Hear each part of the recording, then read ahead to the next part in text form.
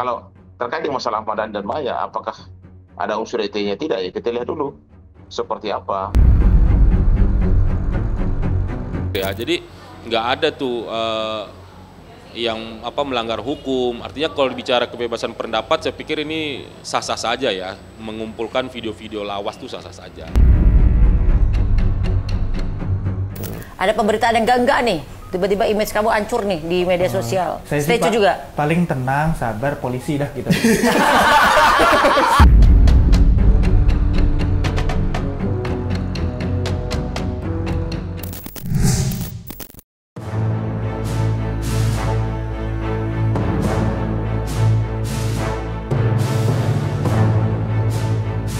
Polemik video unggahan Ahmad Dhani yang bertajuk Kompilasi Gibah dan Sitnah Maya Estianty masih terus menuai kontroversi. Apalagi, sampai detik ini belum ada sedikit pun klarifikasi dari Maya Estianty maupun Ahmad Dhani. Sontak saja, hal itu pun memancing spekulasi liar di kalangan masyarakat. Apapun yang diunggah oleh mereka berdua, seketika dikait-kaitkan dengan persoalan yang sedang panas ini. Apalagi, belakangan Maya pun berulang kali membagikan unggahan penuh arti. Salah satunya, seperti konten podcast Teranyar Maya, bersama Arbani Yasis, Umi Kuari, dan Sadana Abung. Yang mana, dalam kesempatan itu mereka membahas soal pengkhianatan, serta rusaknya image seseorang akibat sitnahan dari luar. Dan menariknya lagi, dalam unggahan itu Maya pun membagikan caption yang mencuri perhatian.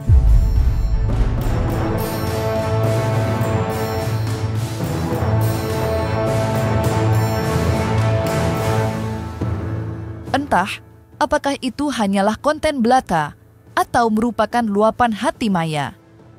Hingga kini, semua masih menjadi misteri.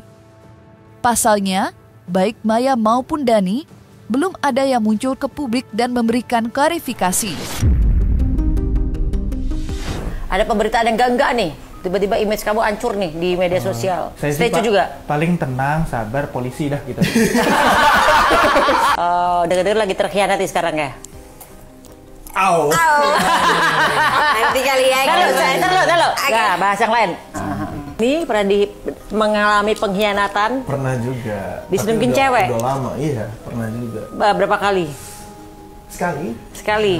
Di prosesnya saya nggak pernah ngerasain, Bunda. Begitu jadian? Setelah enggak. Malah setelah putus saya baru tahu fakta-fakta ketikan. Oh, berarti udah dong tetap kalau kayak gitu. Lama loh, berapa tahun pacaran? 5. 5 saya emang bukan jodohnya aja kali ya. Iya.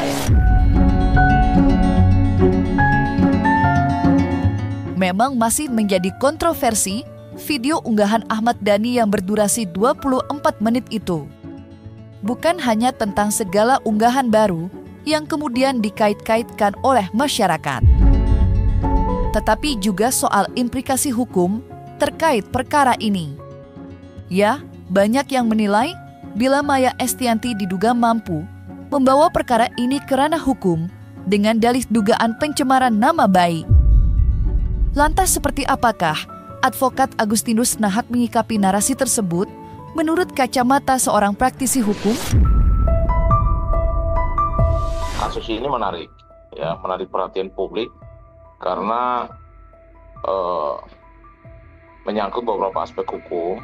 Pertama, kita melihat konteks videonya dulu, ya. Jadi konteks video tersebut, apakah video itu direkam secara diam-diam tanpa sepengetahuan Maya, atau jika iya maka ada potensi pelanggaran privasi ya dan hak cipta. Kedua, isi dari pergosipan itu sendiri perlu dianalisa dulu, gitu. Iya kan? Dianalisa dulu apakah pergosip tersebut mengandung unsur pencemaran nama baik atau fitnah. Jika terbukti maka Ahmad Dhani dapat dikenakan sanksi hukum, bukan begitu. Namun perlu diingat bahwa pembuktian dalam kasus seperti ini membutuhkan bukti yang kuat dan akurat. Semua orang yang melakukan komunikasi di media sosial ada konsekuensi hukumnya.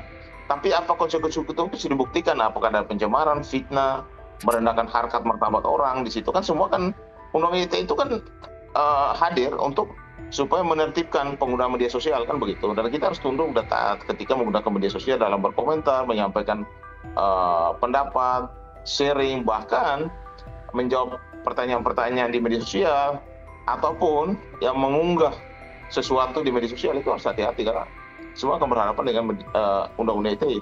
Nah, kalau terkait dengan masalah Ahmad Dhani dan Maya, apakah ada unsur ITE-nya? Tidak, ya kita lihat dulu seperti apa. Apakah ada salah satu pihak merasa bahwa dia ada dicemarkan pribadinya, privasinya dan lain sebagainya. Semua kan sudah diatur dalam undang-undang ITE. Saya pikir tidak ada unsur pencemaran nama baik ya, khususnya undang-undang ITE, karena yang diposting Mas Dhani itu kan semua video-video cuplikan hasil wawancara Mbak Maya justru. Jadi nggak ada tuh statement Mas Dhani atau membuat narasi sendiri atau membuat video sendiri yang mengatakan Mbak Maya begini-begini, enggak. Kan teman-teman semua udah lihat, itu semua murni dokumentasi video-video hasil baik itu wawancara di podcast, bahkan di media-media infotainment, itu kan kumpulan-kumpulan saja. Jadi tidak ada sama sekali saya melihat unsur-unsur pencemaran nama baik. Pikir ya, jadi nggak ada tuh yang melanggar hukum. Artinya kalau bicara kebebasan pendapat, saya pikir ini sah-sah saja ya, mengumpulkan video-video lawas itu sah-sah saja. Kita lihat dulu konten videonya, konten itu mengandung unsur pidana, mengandung unsur pencemaran atau tidak. Kan ITE ini kan simpel, sebenarnya ITE itu paling gampang.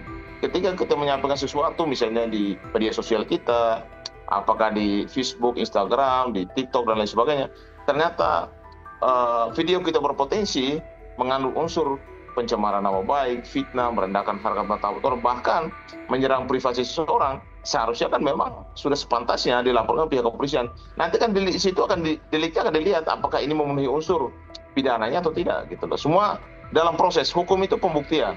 Tapi ketika seseorang memang disentuh privasinya, sudah mencemarkan nama baiknya, sebaiknya lakukan upaya hukum supaya adanya kepastian hukum dan keadilan bagi seluruh rakyat Indonesia.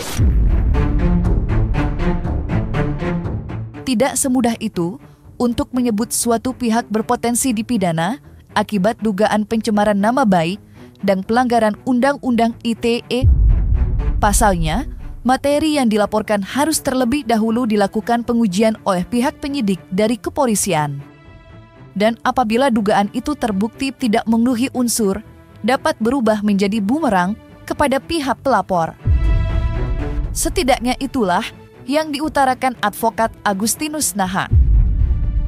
Lantas, seperti apa penjelasan Agustinus Nahak terkait hal itu? Benarkah bila hal itu terjadi, Ahmad Dhani justru memiliki amunisi baru? Tapi kalau misalnya terlanjur dilaporkan oleh Pak Estianti, ya Ahmad Dhani simpel saja. Kalau bisa buktikan atau tidak, kalau tidak bisa buktikan, ya saya counter LP kan gitu. Itu sudah menyangkut masalah masalah hukum ya. Kedua belah pihak punya hak yang sama.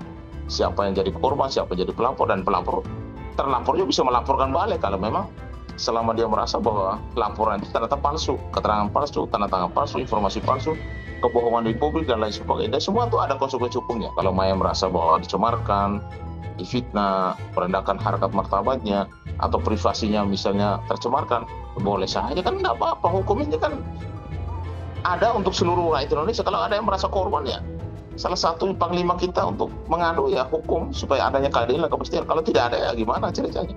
Tapi harus dilihat dulu konteksnya. Kalau memang konten itu memang mengandung unsur pidana, pencemaran, fitnah, privasinya dan lain sebagainya. Tapi kalau tidak, ya kalau sebaiknya nggak usah dilapor. Karena kalau melapor ternyata kasusnya dihentikan, Ahmad Dhani juga udah pasti melakukan upaya hukum. Counter LP itu kan wajar, siapapun boleh melakukan itu. Saya pikir kalau bicara konteks ujaran kebencian dan lain-lain, sejauh ini apa yang gini loh, istilahnya tidak ada yang keberatan. Misalnya kan andai kata pun Mas Dhani keberatan, tapi kan dia sendiri tidak menempuh jalur hukum atau apapun. Begitu juga sebaliknya gitu loh. Kalau ada yang menganggap ini penghinaan, pencemaran nama baik, tapi faktanya tidak ada dari dua belah pihak ini, mantan suami istri ini yang saling melaporkan. Jadi karena unsurnya nggak masuk ya menurut saya. Ini kan cuman clippingan video saja, ya kan, dikumpulin jadi satu, yang mana dalam video tersebut berkaitan dengan kondisi keluarga Mas Ahmad Dhani hari ini kan dibuat setelah, jelas tuh ya, setelah punya suami. Artinya seharusnya Mbak Maya itu tidak lagi mengumbar atau menyampaikan hal-hal yang sudah mereka selesaikan zaman dulu, membicarakan ini dan itu. Jadi justru saya pikir ke depan ya, kalau seperti Mbak Maya udah punya keluarga sendiri dan akur, Mas Ahmad Dhani sendiri, saya pikir stoplah yang begini-begini karena kasihan anak-anak. Sekarang saatnya semua pihak untuk introspeksi diri, merenung, berpikir, ya, menyalahkan diri sendiri. Karena untuk menyalahkan orang lain itu mudah saja. Anak kecil juga bisa kan, yang perlu kita pelajari gimana menyalahkan diri sendiri. Terlepas dari itu semua, beberapa pihak masih menilai bila perkara ini sebaiknya tidak dibawa ke ranah hukum. Ya, ketimbang menyelesaikannya di hadapan meja pengadilan, sejumlah pihak justru berharap perseteruan dingin itu bisa diakhiri di atas mediasi. Bahkan, Ustaz Dery Sulaiman, selaku pendakwah sekaligus sahabat Ahmad Dhani, sudah mengutarakan kesiapannya untuk menenahi kedua belah pihak bila mediasi dapat terjadi. Lantas, seperti apa masukan dari praktisi hukum? Benarkah mediasi memang jalan keluar yang terbaik? Semua orang di Republik ini memang dilindungi oleh undang-undang. Siapapun, misalnya Maya melaporkan Ahmad Dhani, dia pasti punya pembelaan. Negeri ini apapun itu, kalau orang melapor dia harus membuktikan. Kalau tidak bisa buktikan, Ahmad Dhani juga bisa kontra LP, bisa melapor balik. Tapi apakah kedua mantan ini harus saling melapor, harus masuk ke ranah hukum? Kalau kita sebagai warga negara yang baik, kalau menurut saya, sebagai teman-temannya, ya udah, saran saya duduk bersama, mungkin ada kangen-kangenan lah. Biasanya kayak gini kan, mungkin mantan kangen mantan, ya duduk bersama aja, lakukan komunikasi, ya selesaikan secara kekeluargaan. Atau juga keduanya punya anak, keduanya punya keluarga, ya udah saling menjaga privasi masing-masing aja lah. Sebenarnya kan Ahmad Dhani sama Maya ini kan dulu pernah bersama lah, ya kan. Ini ada mantan istri dan mantan suami, sudahlah. Hal-hal kayak gini mungkin duduk bersama. Menurut saya ya mungkin perlu duduk bersama lah. Selesaikan semuanya dengan baik dan damai. Kalau aku lihat sih sebetulnya nggak perlu lagi Mas Dhani dengan Bunda Maya. Mas Dhani perlu jaga hubungan dengan Bang Irwan, kan sama-sama sudah punya rumah tangga. Jadi udahlah, sebetulnya nggak usah saling menyindir, nggak usah saling bicarakan apa yang sudah terjadi, kan nggak bisa dirubah lagi sejarah itu. Bisa nggak dimundurkan waktu? Udah hampir 20 tahun loh. Tapi netizen belum move on juga. Kalau aku lihat dari real life ya, bukan di sosmed ya, itu sebetulnya udah nggak ada masalah.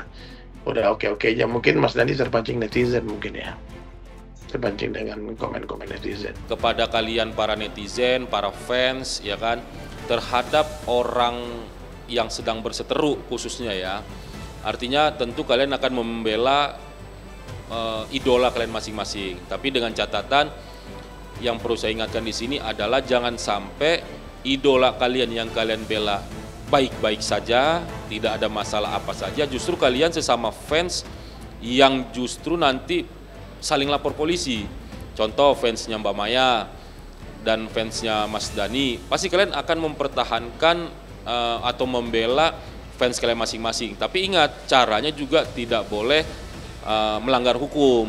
Kalian menghina, menyampaikan ujaran kebencian antar mereka. Biasanya kan penyakitnya fans itu begitu. Lu asal ngomong aja, lu begini, dan lain sebagainya. Nah, ini seharusnya yang perlu dipahami oleh netizen. Ini pesan penting dari sisi hukum. Jangan sampai justru kalianlah yang kena masalah hukum dari komentar-komentar kalian sendiri antar fans yang tidak terima terhadap idolanya, sehingga kalian berbicara melebihi batas, ya kan, mengandung unsur pidana. Nah ini saya ingatkan, jangan sampai itu terjadi sama kalian.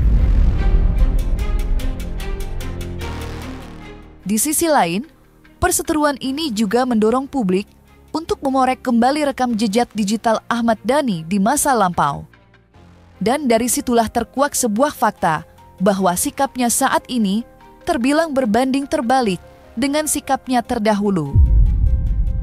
Di mana dulu Ahmad Dhani terkesan enggan berkomentar banyak dan mempermasalahkan semuanya. Padahal kala itu, Maya Estiantilah yang cenderung lebih aktif buka suara.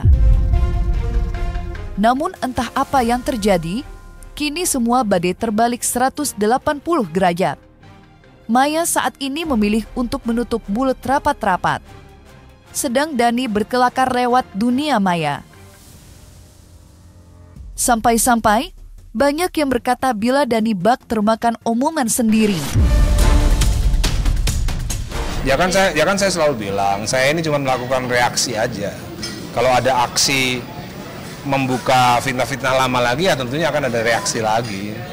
Dan tentunya reaksi itu akan juga menyulitkan Maya juga dan akan merusak semua yang udah pernah terjalin beberapa bulan terakhir ini gitu. Saya kemarin itu malah ya sih, kita sempat ngobrol, saya sampaikan ada pesan dari Ustadz Abdullah Hadrami, dari guru kita di Malang, untuk semua saling memperbaiki diri, saling introspeksi diri. Dibuatlah tulisan panjang untuk Mas Dani, untuk Temulan, untuk Bunda Maya juga. Cuman beliau kirim ke saya, tolong dikirimkan ke Mas Dani. Saya kirim, mungkin setelah dia baca itu mungkin ada pertimbangan juga untuk udahlah mengakhiri kisruh itu di sosmed. Karena saya ikuti ya sekarang di sosial media, apapun yang akan diklarifikasi, akan dibuat sama Mas Dani, tetap akan salah di mata netizen. Sebenarnya awal-awalnya sih saya marah gitu ya, tapi setelah beberapa hari ini saya pikir-pikir ya biarinlah, saya lupa juga gitu ya kalau difitnah itu dosa kita dikurangi gitu ya. Kalau difitnah itu dosa kita dikurangi, dan saya juga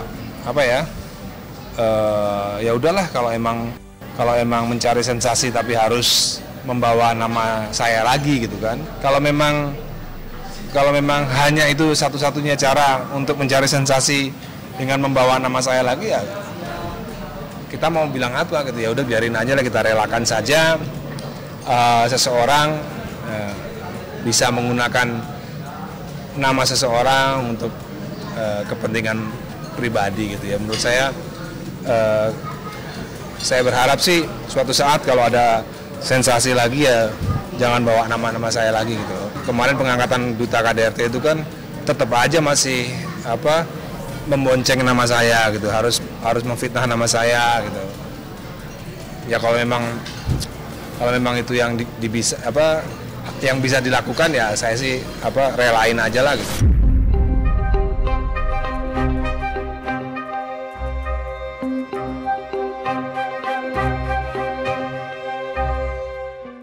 Nah, selesai sudah Cumi Lovers.